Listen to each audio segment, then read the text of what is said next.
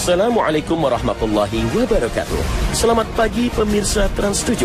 Khazanah, Ensiklopedia Islam Dunia, pagi ini kembali hadir ke hadapan Anda untuk berbagi informasi Islami.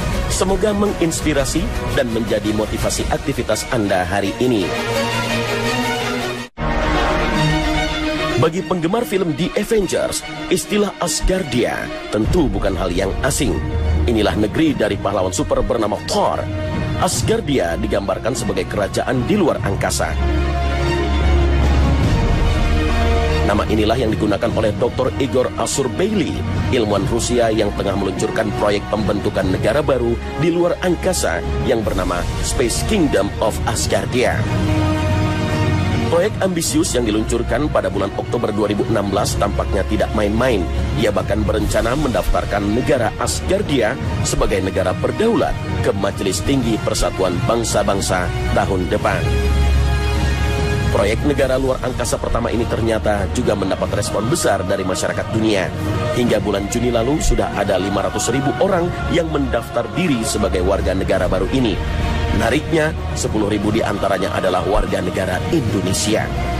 Jika PBB mengakui Asgardia sebagai negara yang berdaulat, maka warga negaranya bisa memiliki dua kewarganegaraan. Warga negara Asgardia dan warga negara asalnya di bumi. Fakta kehidupan modern yang sudah mulai merambah luar angkasa untuk dijadikan tempat tinggal tentu memunculkan banyak tanya. Mungkinkah manusia hidup layaknya di bumi di luar angkasa? Bukankah Allah telah menciptakan berbagai galaksi dan planet dengan fungsinya masing-masing? Bukankah memang Allah telah menciptakan bumi sebagai tempat hidup dan kehidupan manusia? Seorang ulama kontemporer menjelaskan bahwa hidup di luar angkasa itu tidak mungkin dijalani manusia, karena Allah sudah menentukan tempat hidup manusia di bumi dengan segala sarana kehidupan yang telah disediakan. Allah Subhanahu wa Ta'ala berfirman, "Dan kami telah menjadikan untukmu di bumi keperluan-keperluan hidup, dan kami menciptakan pula makhluk-makhluk yang kamu sekali-kali bukan pemberi rezeki kepadanya." Al-Quran Surah Al-Hijr ayat 20. Pada kenyataannya, manusia hanya singgah dan hidup sementara di bulan, bukan menetap dan membentuk peradaban sebagaimana kondisi kehidupan umat manusia yang ada di bumi.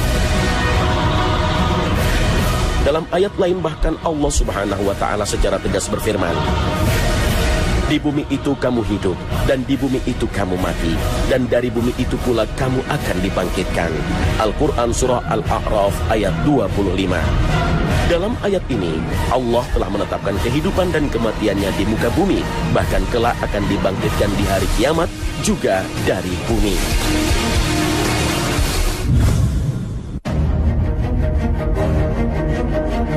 Pemirsa Khazanah, inilah batu yang paling mulia karena diturunkan Allah Subhanahu wa Ta'ala dari surga melalui malaikat Jibril.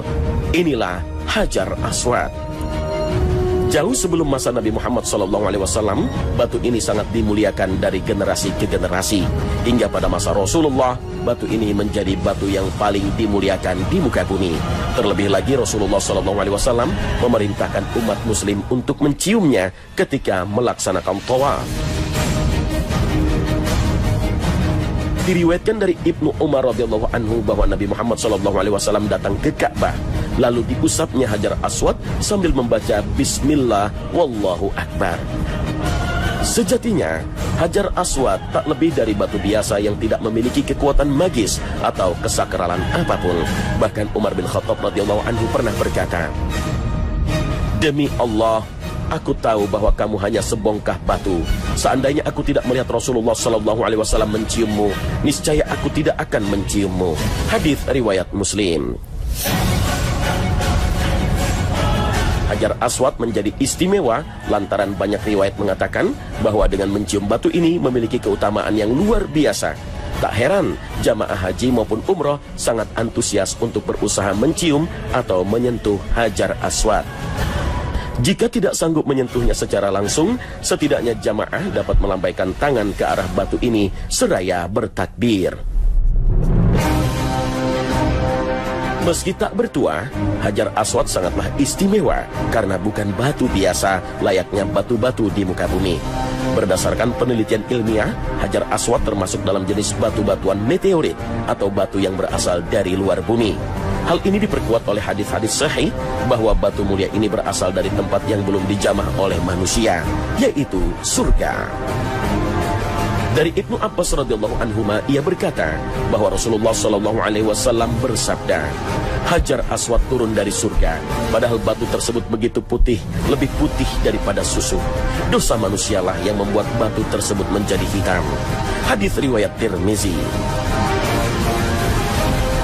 Berdasarkan hadis ini, Hajar Aswad atau batu hitam awalnya tidaklah berwarna hitam seperti namanya, tapi berwarna putih memancarkan sinar yang sangat terang. Tapi karena dosa-dosa manusialah, batu ini menghitam. Tak banyak penjelasan bagaimana dosa manusia bisa merubah warna batu dari putih menjadi hitam. Sebagian ulama menyebutnya karena praktek syirik yang terjadi di Ka'bah sebelum Islam. Karena para penduduk Makkah menempatkan patung-patung di Ka'bah untuk dijadikan sesembahan. Dengan begitu, batu hitam ini bukanlah batu biasa. Itu sebabnya sepanjang sejarah, Hajar Aswad menjadi incaran banyak orang dan penguasa. Bahkan karena betapa inginnya orang-orang pada saat itu untuk memiliki batu ini, Hajar Aswad sempat menghilang karena dicuri oleh seseorang dari Bani Qarmati bernama Abu Tahir. Akibatnya, selama 22 tahun Ka'bah tidak memiliki Hajar Aswad, hingga akhirnya dikembalikan pada tahun 339 Hijriah. Karena kerakusan manusia, Hajar Aswad yang semula berupa bongkahan besar berdiameter sekitar 30 cm, kini tak lagi utuh. Akibat ulah manusia yang sangat ingin memilikinya, batu ini kemudian terbelah menjadi 8 serpihan batu-batu kecil yang ditempel di sebuah tempat seperti yang terlihat sekarang. Karena kemuliaannya itulah, sampai sekarang pun masih saja ada oknum jamaah yang berniat mencungkil Hajar Aswad.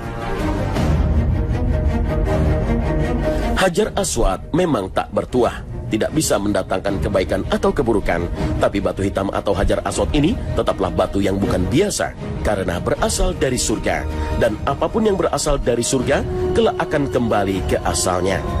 Maka sebelum Hajar Aswad kembali ke surga, jangan sampai kita lewatkan untuk mencium atau menyentuhnya.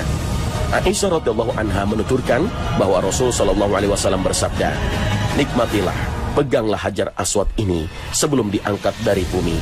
Ia berasal dari surga, dan setiap sesuatu yang keluar dari surga akan kembali ke surga sebelum kiamat.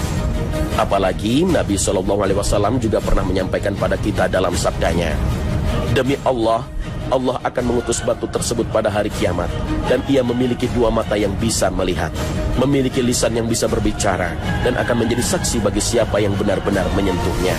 Hadits riwayat Tirmizi, Ibnu Majah, dan Ahmad. Selain Hajar Aswad, satu lagi batu yang dikabarkan berasal dari surga, yaitu batu yang terletak di sebelah Ka'bah, yang tercetak di atasnya telapak kaki Nabi Ibrahim alaihissalam. Sehingga batu ini lebih dikenal dengan Maqam Ibrahim, atau tempat berpijaknya Nabi Ibrahim alaihissalam saat mendirikan bangunan Ka'bah. Ini berdasar pada penafsiran sabda Rasulullah sallallahu alaihi wasallam. Rukun, Hajar Aswad, dan Maqam Ibrahim adalah 2 batu akik yang diturunkan dari surga yang telah Allah redupkan sinarnya. Kalau seandainya tidak demikian, niscaya sinarnya akan menyinari seluruh penjuru dunia dari timur sampai ke barat. Hadits riwayat Ibnu Hibban. Di dalam rumah kaca yang terletak sejajar dengan multazam inilah batu surga berada. Meski saat ini makam Ibrahim telah disepuh perak, kedua tapak kaki Nabi Ibrahim pada batu pijakan masih membekas dengan jelas. Di tempat inilah Nabi SAW menganjurkan untuk sholat 2 rakaat setelah tawaf. Jabir menuturkan tentang sifat haji Nabi SAW. Rasulullah SAW tawaf di Ka'bah 7 putaran, berlari kecil pada 3 putaran pertama dan berjalan pada 4 putaran. Kemudian beliau sholat di belakang makam 2 rakaat, lalu membaca ayat, dan jadikanlah makam Ibrahim sebagai tempat sholat, seraya mengangkat suaranya hingga orang-orang mendengarnya. Oleh karena itu, sholat di belakang makam Ibrahim setelah tawaf adalah sunnah bagi siapa yang memiliki kemudahan melakukannya. Inilah salah satu perbedaan memperlakukan batu surga yang satu ini. Berbeda dengan Hajar Aswad, batu surga makam Ibrahim tidak dianjurkan untuk mengusapnya, tapi sholat di belakangnya. Komentar Qatadah menarik untuk disimak. Pada ayat, dan jadikanlah makam Ibrahim sebagai tempat sholat, di sini sesungguhnya yang diperintahkan adalah sholat di belakangnya, bukan mengusapnya. Maka sungguh umat sekarang ini telah membebani diri dengan sesuatu yang tidak pernah dilakukan oleh umat-umat terdahulu. Dengan demikian, tidak ada syariat untuk mengusap batu mulia ini sebagaimana ditegaskan Ibnu Taimiyah. Sungguh telah sepakat para ulama atau suatu sunnah bahwa tidak disyariatkan menyentuh dan mencium makam Ibrahim. Selain batu-batu surga yang ada di muka bumi, ada bagian lain yang juga disebut-sebut akan berada di surga. Bukan batu, tapi taman, atau disebut dengan raudhah yang berarti taman. Memang tidak ada keterangan tentang asalnya, tapi Nabi menyebut tempat raudhah ini terkait dengan surga. Berada di Masjid Nabawi, posisinya antara mimbar dan makam Nabi SAW. Nabi SAW bersabda, antara rumahku dan mimbarku adalah taman raudhah dari taman-taman surga. Dalam riwayat lain ada tambahan redaksi, dan mimbarku kelak akan berada di atas telagaku. Makna hadis ini menyatakan bahwa area raudhah ini memiliki kemuliaan dan keutamaan. Barang siapa yang sholat di sini, seakan-akan ia telah duduk di taman dari taman-taman surga. Sehingga menjadikan sholat yang dilakukan di tempat ini berpahala banyak. Itu sebabnya kawasan raudhah selalu dipenuhi jamaah haji atau umrah demi meraih kemuliaan. Penjelasan Al-Qadhi Iyad menarik untuk disimak, bahwa ungkapan salah satu taman surga dalam hadis ini mengandung dua kemungkinan makna. Pertama, tempat ini menyebabkan masuk surga, dan bahwa doa serta sholat di dalamnya layak mendapatkan balasan seperti itu. Makna kedua inilah yang menarik, bahwa raudhah kelak akan Allah pindahkan secara fisik ke surga. Pendapat ini dikatakan oleh Ad-Daudi. Artinya, areal raudhah dari mimbar Nabi hingga makamnya merupakan areal istimewa yang kelak akan dipindahkan Allah ke surga. Dari keterangan ini memang tak ada penjelasan apakah tempat ini memang berasal dari surga, lalu kelak akan juga diangkat kembali ke surga, akan tetapi cukuplah jika tempat ini kelak akan berada di surga, yang berarti raudhah ini bukanlah tempat biasa, tapi sangat istimewa. Maka bagi siapapun yang berada di tanah suci, jangan lewatkan beribadah di tempat ini, karena kemuliaan pun tengah menanti. Maha suci Allah, betapa mulianya tanah suci dengan segala benda-benda surgawi di dalamnya.